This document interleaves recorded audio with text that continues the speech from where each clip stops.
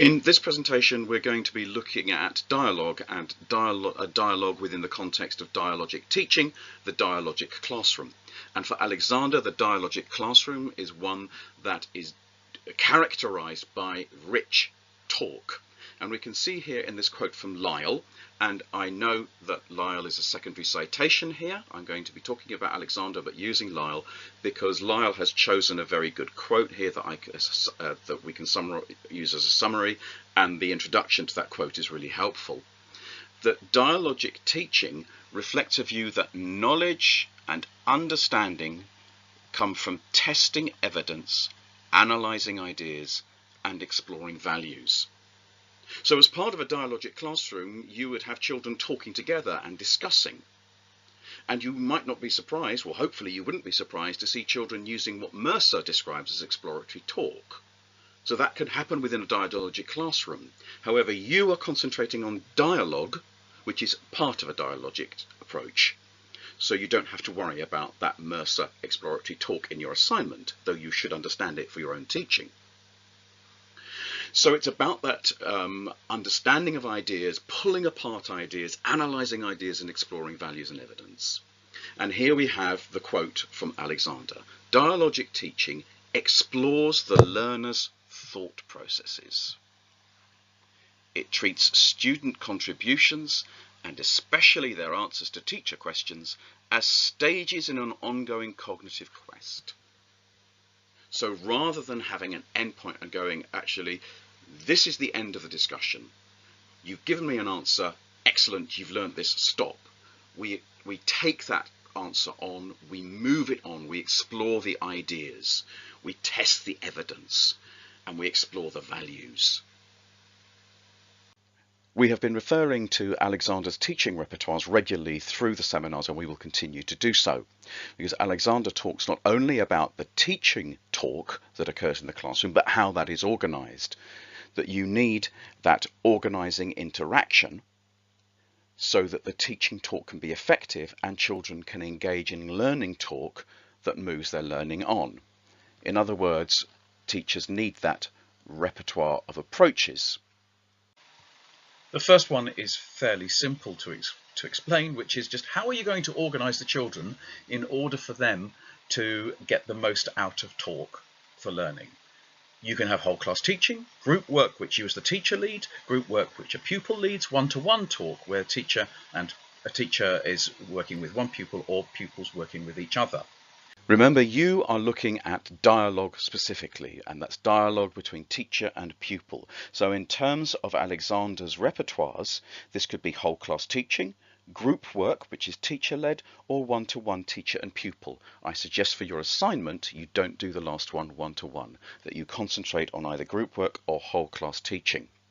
And as a reminder, this is an asymmetrical context. Because you as the teacher are involved, this is not an equal relationship. You bring to this teaching and learning experience your life. You bring your experience of life, your knowledge, your understanding, so you are not starting from the same position as the child. And the teacher's role is to manage the talk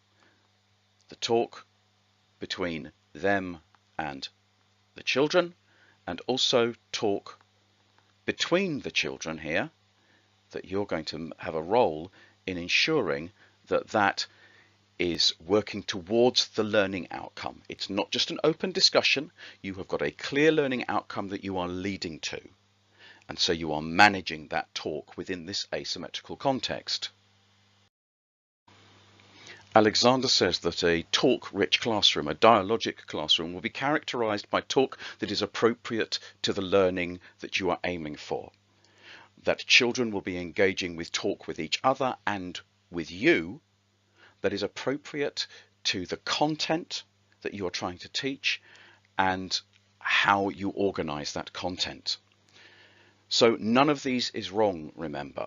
Neither rote recitation or instruction, there's nothing inherently bad in those, but we use them for different things. So for rote learning, 1 times 2 is 2, 2 times 2 is 4, 3 times 2 is 6, okay? And then recitation, I might ask the children, so who was Henry VIII's first wife? And they say, it's Catherine of Aragon. And that brings to the IRF, the initiation response feedback. The children are simply repeating information that they already have. They are reciting stuff they know already. And then we have instruction and exposition, where I tell children what I want them to do, and I also explain things to them. And that's frankly what goes on in a lot of our seminar sessions as a matter of course. But Alexander says that the dialogic classroom, although it will have these three, which will occur in any classroom, a dialogic classroom will be characterized by the use of discussion and specifically by dialogue. And that is what you are going to be concentrating on in your assignment. Discussion is far more open.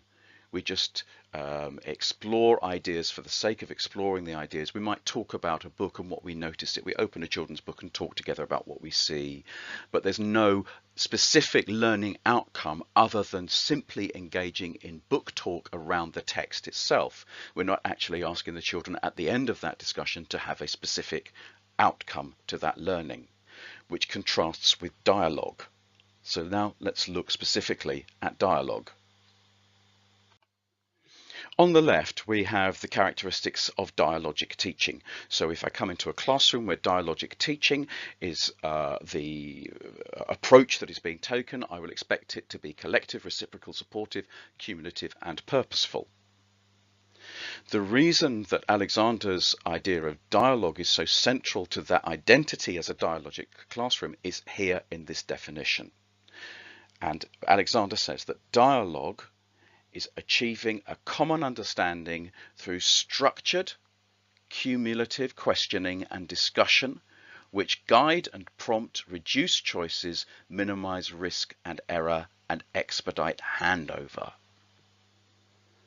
So it's structured, it's not just an open discussion, it's cumulative questioning and discussion. We're listening to what children say and we are building on what they say and altering our questions so that we can then move them on. We don't have a set number of questions that we just ask, whatever the children have said. Those questions and discussion points guide and prompt. They reduce the choices that children have. So we're minimizing the options that they have, so that we are channeling their thinking down particular routes rather than allowing it to go off-piste, so to speak. And we're minimizing risk and error by reducing those choices. And we're expediting the handover. So we're taking, I understand this, I know this, I have the skills to do this, I am passing this on to you, as in Vygotsky's terms, the more knowledgeable other.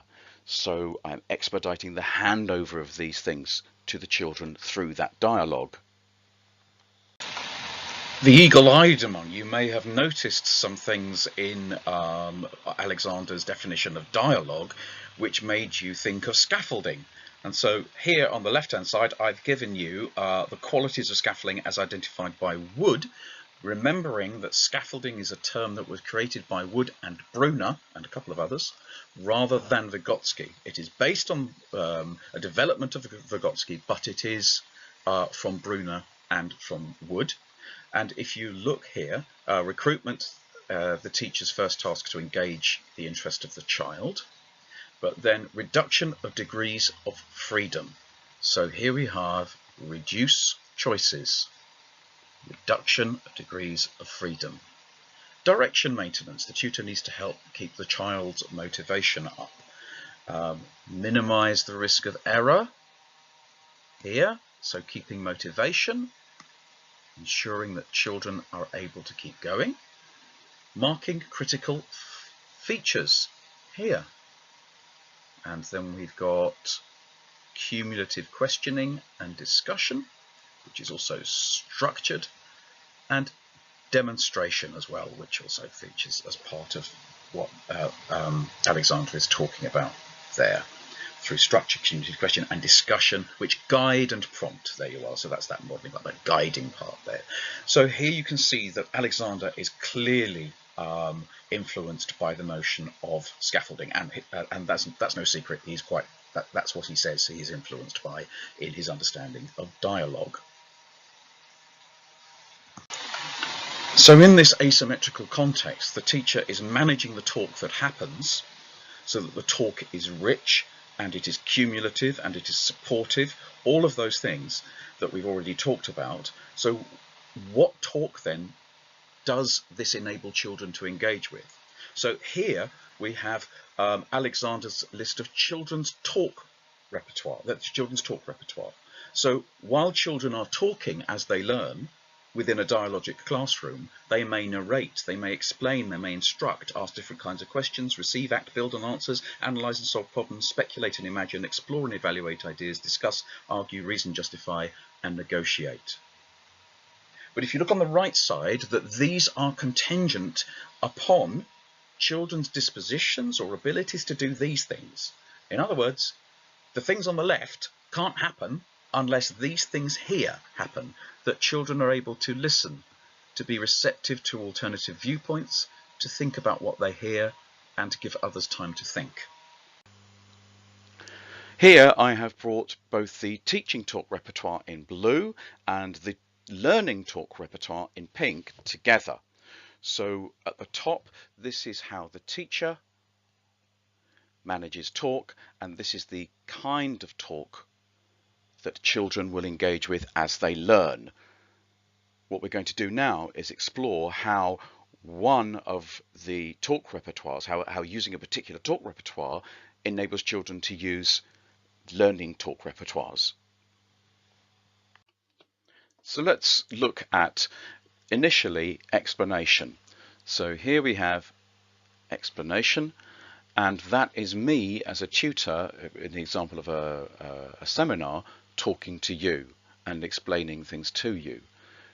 Hopefully you've noticed that, because we've asked you to reflect on the kind of talks we're using in the seminars, that we break that explanation up with discussion. So here we have discussion. Now we might ask you to talk on your tables and then feed back to the whole group. And as you feed back to the whole group, what you're doing is we're inviting you to explain, or possibly to narrate if you are talking about an experience, for example, on BSE. So, and obviously, sorry, we've got that question, that form of talk there, discuss. Now, here this is you reporting back and us having that whole group discussion. There's a difference though between this and dialogue. So now let's look at dialogue. And to consider dialogue and go back to that discussion about the joke about time flying like an arrow, in that dialogue, as part of what I was, when I was working with the students, I was asking them questions and they were explaining their answers. I was asking students to analyze and solve problems with me. We were evaluating people's answers as to why the joke worked and what were the grammatical features that allowed it to work. I gave students the opportunity to ask questions, but actually I don't remember that they did. Certainly as we were discussing the solutions that students came up with, I asked them to justify what they were saying and to give reasons for what they were doing, and all the time to build upon the answers that we've been given.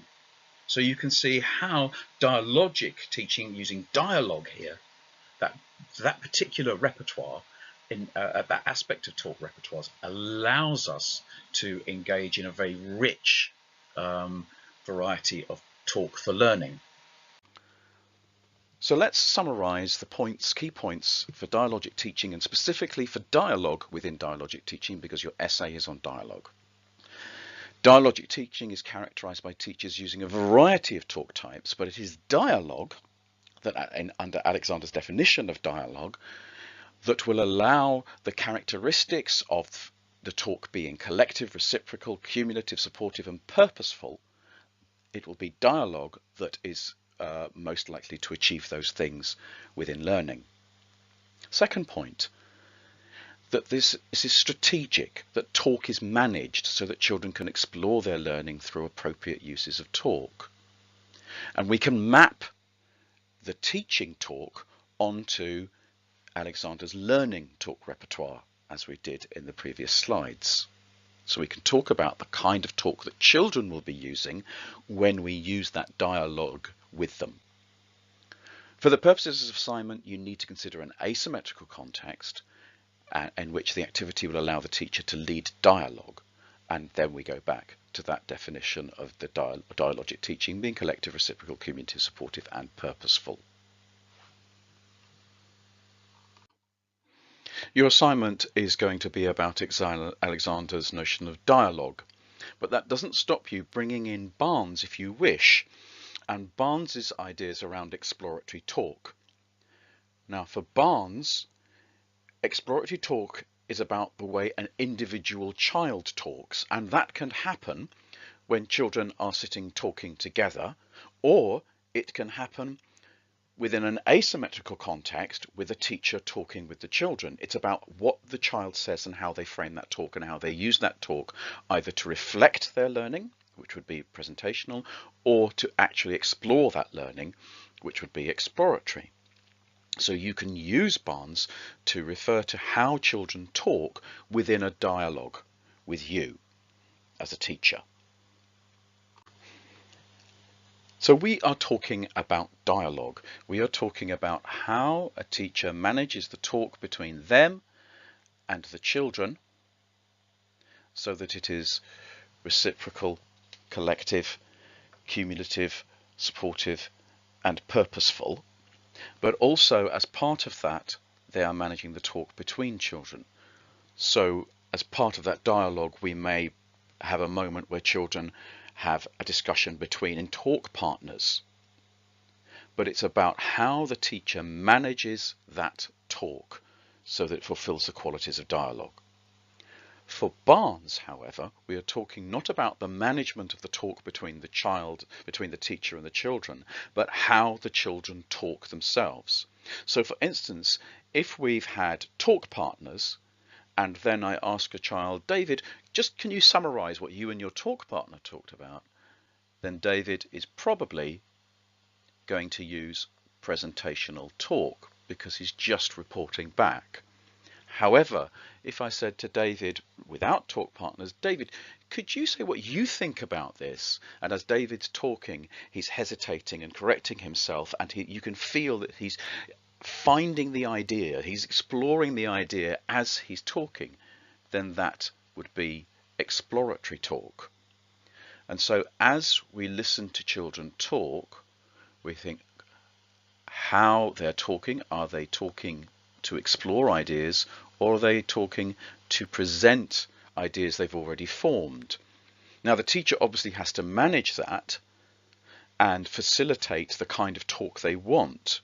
So if you're asking who was Henry VIII's first wife, and they're going to say Catherine of Aragon, because they've learnt that, then that's presentational talk, and you have to ask, is that what I'm seeking in terms of the children's learning? What is that doing in terms of children's learning? So you have to manage that talk, how you frame your questioning. Do you create an open space in which children can explore ideas? Because Barnes' point is that far too much talk that goes on in the classroom is presentational rather than exploratory.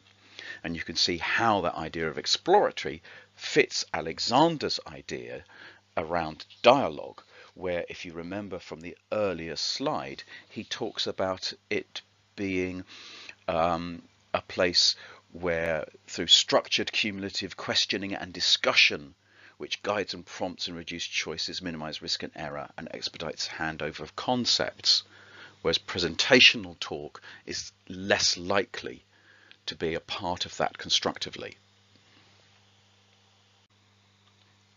As a final summary then, and making one final point, you are creating an activity that will enable children to engage with you in dialogue within the context of dialogic teaching. So the fundamental question is, what do I want children to learn? And remember, this is about English language and literacy. It can't just be learning about anything. You've got to stick to something to do with English, the English curriculum, or communication and literacy within the EYFS. What do I want children to learn? In order to learn, they need to engage in talk themselves.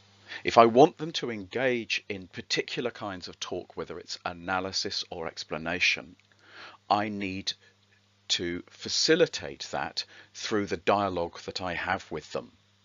In order to do that, I need to think about how I organize the children.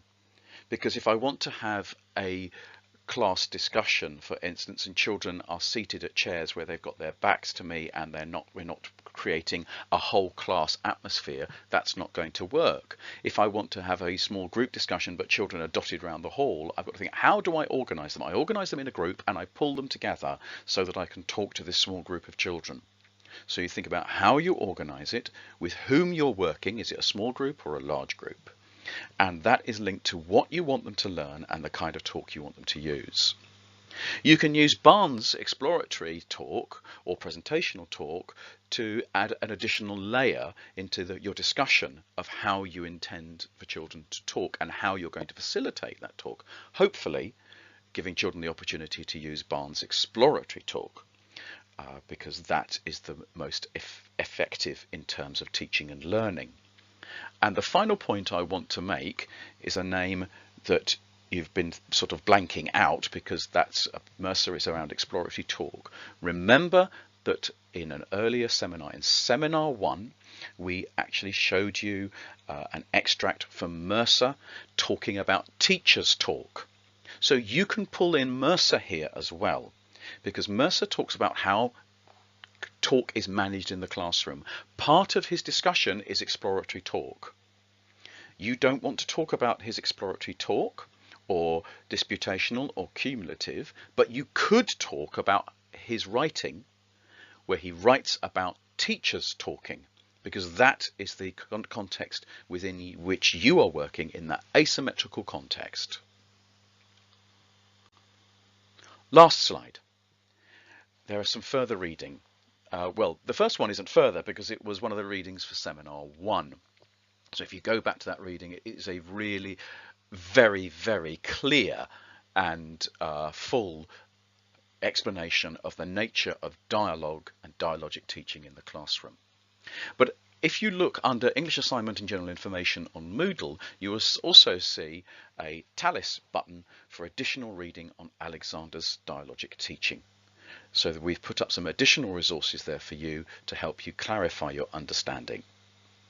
I hope that this presentation has been helpful to you. If you have any questions, please email me with them, or of course speak to your English tutor if I am not that person.